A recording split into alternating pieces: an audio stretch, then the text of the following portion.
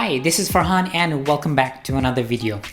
There's some crazy stuff going on with Ripple and XRP right now. On one hand, we have this massive Ripple lawsuit which has absolutely destroyed a lot of people, a lot of XRP investors' hope, saying that the XRP price is going to go up and is going to make a lot of people happy.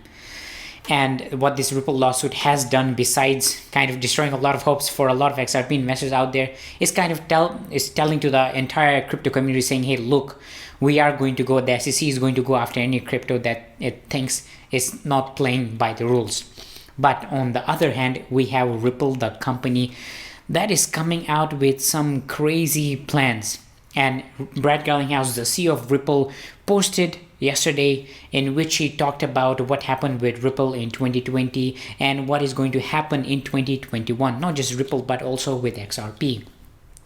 Now, generally, I do read these things, and when it comes to picking out some information of this, some of them are interesting, but most of the time it's just the normal business usual details in that. But there was one very incredible thing inside which kind of shook me and has surprised me a lot, and it is talking about XRP as a world currency, and that is the entire video about today, in which I'll be talking about what this entire means for a lot of XRP investors and what it generally means for the entire crypto community as well. But before diving into those details, let's look at the price of XRP and the short-term XRP price prediction. Now, before going on with the XRP price prediction, some of you, especially my subscribers, have commented in some of my previous videos talking about these XRP price predictions based on technical analysis as just being completely wrong and not to be trusted. Honestly, I kind of agree with you, and I do agree with you. But the thing here is that a lot of traders out there do look at some major critical points on these charts, whether those are some resistance levels, overhead resistance levels, or some critical support levels. That is why, especially for traders out there, they are looking at these to make trades to open or close their positions. But if you're a person who's looking to make investments for the long term, these kind of things shouldn't really matter that much to you. These are only for those people who are trading on a very regular basis. So do keep these things in mind. Anyways, it seems that the trading range for the price of XRP is kind of narrowing down. The price of XRP is hovering between $0.26 to $0.27. And it seems that it has been well below its 20-day exponential moving average. The price of XRP has been well below that. And that is why a lot of people are now looking at how low can the price of XRP go.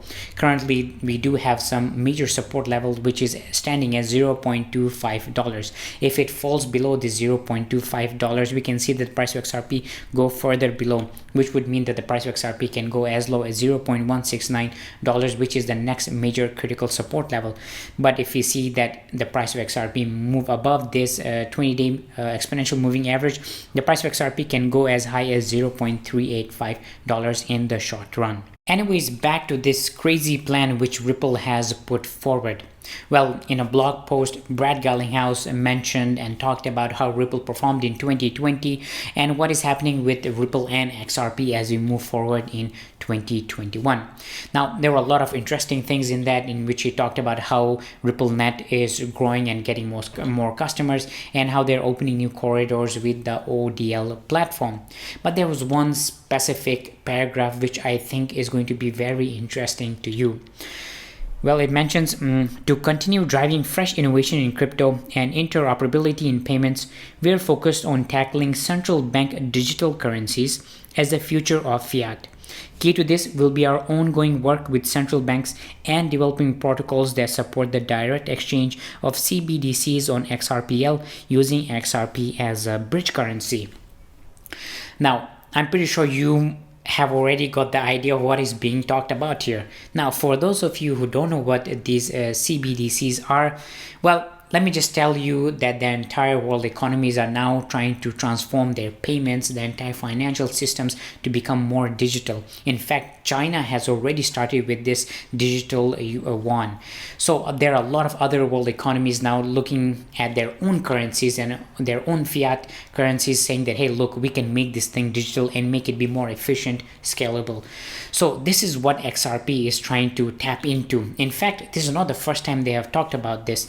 In around January 6th, they mentioned that how they were going to be making XRP as one of these bridge currencies as well. They just gave some basic ideas in that, but now we have kind of a confirmation in which how Ripple is really focusing on this market. They're saying that, hey, look, we are going to be tapping into this new amazing thing. Let me break this even further. In the future, at least according to Ripple, the CBDCs are going to be everywhere. Almost every country in the world is going to have its own digital currency.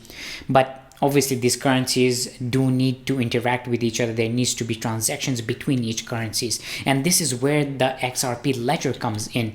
It wants to be that protocol in which pretty much all these CBDCs are going to be transacted, and XRP being used as the bridge currency, which is absolutely crazy if you think about this, because that would mean that the utility of XRP is going to be exponentially higher than what it currently is.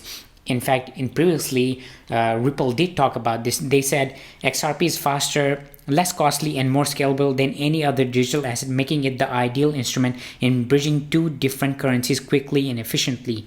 The solution can also support the direct exchanges of CBDCs. Importantly, central banks cannot create these systems in isolations, or they risk rebuilding the silos that already exist today, which impair the flow of value around the world. Instead, the paper argues for partnerships with private entities and networks that are currently developing these tools. They really want the XRP Ledger to be this protocol for pretty much every single currency, every single fiat currency out there. Now, obviously, if this does happen, as I mentioned before, the utility for XRP token is going to exponentially rise. But in reality, the things might be very different. Now, Ripple has to make pretty much every country, every CBDC agree to the XRP Ledger as being the main protocol, which I think would be an incredibly difficult job no matter which company comes in. So how far away are we from envisioning such a thing? Honestly, very far. The current leader in this space is China with its own digital currency, and even they are testing this in small programs, small pilot programs throughout their country, and getting other major world economies to agree to build their own CBDCs, which does for sure eventually will happen, but the timeline in which we're talking about is many years, and for them to agree to the XRP Ledger, I think that is a very mountain of a task to climb.